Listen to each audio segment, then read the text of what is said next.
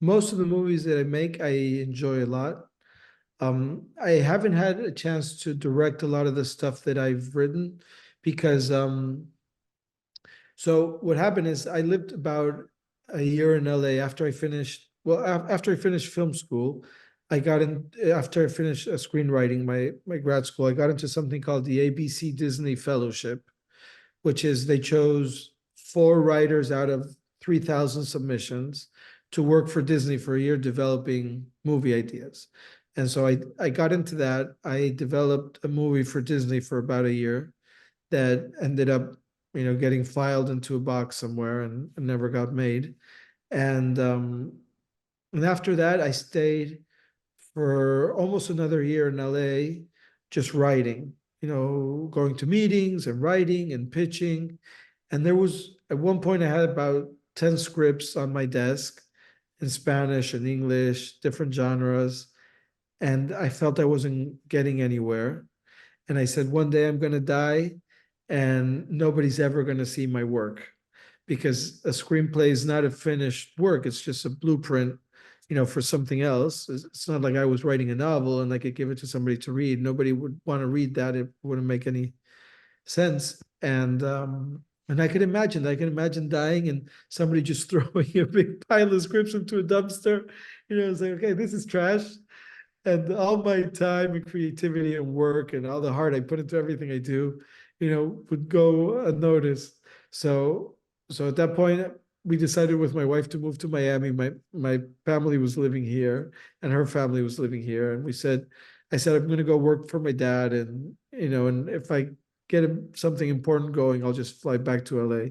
And they started working in a TV station my dad had here in South Florida called America TV that he started. And they got it kind of sucked into the station. They became a producer and produced a lot of live television shows for Cuban Americans here in South Florida. And but I always wanted to keep making movies, so I kept writing and thinking. And finally, when I lived in LA, I made a living by making well, I made some money by making movie trailers for a big distribution company that would do these types of at that time it was TV movies. So it was movies for Lifetime, Hallmark, those types of movies. And I would make the trailers. And I was never interested in making those types of movies. I wanted to be Robert Zemeckis. I didn't want to be a Lifetime director. I was hoping my first movie was going to be an Academy Award winning film, and I had these big ideas, and all my movies were big budget and big fantasy things and big production. And I get a call from the company that I was making movie trailers for in LA, and they say, "Hey, we're shooting a movie in Miami. Feel free to send us ideas. We're always open to hearing them." So, I wasn't doing anything better. I was, working in television, and my film dreams were almost gone. So I wrote a thriller script in about I no I wrote several. I wrote like 10 ideas for thrillers, and I sent them over, and they said, "Oh, these are pretty good. We like a few of them. Would you write one of these on spec, which means write a script for free?" And I said, "Yeah, sure. I'll write it on spec." And I wrote it in about 2 weeks, and then I held on to it for like another week so that they would think that I put some thought into it or worked it. I didn't want them to think I did it too fast. And and then they read it and they said, "Hey, this is pretty good. You think you can make this for this amount of money?" And I said, "Yeah, sure." And I had no idea if I could make it or not, but I said, "Yeah, sure, I could do it." And I called somebody I knew who was introduced to me by a common friend who had produced and directed many films and TV shows in Spain and was now living here in Miami. And I said, "Hey, would you like to make this movie with me? I have this amount of money and this script."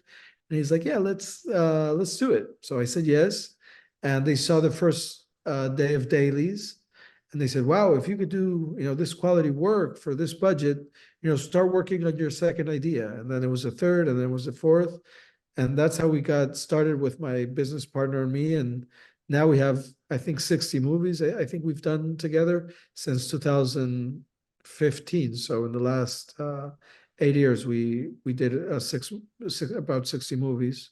A lot of the movies that I do are for the now they're not TV movies anymore. Now they're called platform movies because a lot of them, go straight to platform, but they're not theatrical films. So a lot of rom-coms, kind of Hallmark style rom-coms, a lot of Lifetime style thrillers, and a lot of them end up on Lifetime, Hallmark. Some of them end up on Amazon. Some of them end up on Netflix or other platforms, Up TV. I don't know. There's a million of these types of platforms. But so you asked me which one did I enjoy or like better? I mean, I have a few. There's I think maybe the fourth thriller there was a thriller that I wrote that I did kind of a Rashomon or Citizen Kane type of thing, where it's the same situation seen through the eyes of many different women. And it starts out with, you know, three women are together having some champagne, girls' night out. They're waiting for one of the fourth girl that hasn't showed up. The doorbell rings. They open the door and she's covered in blood. And she says, I just killed my husband. I need you guys to provide an alibi for me.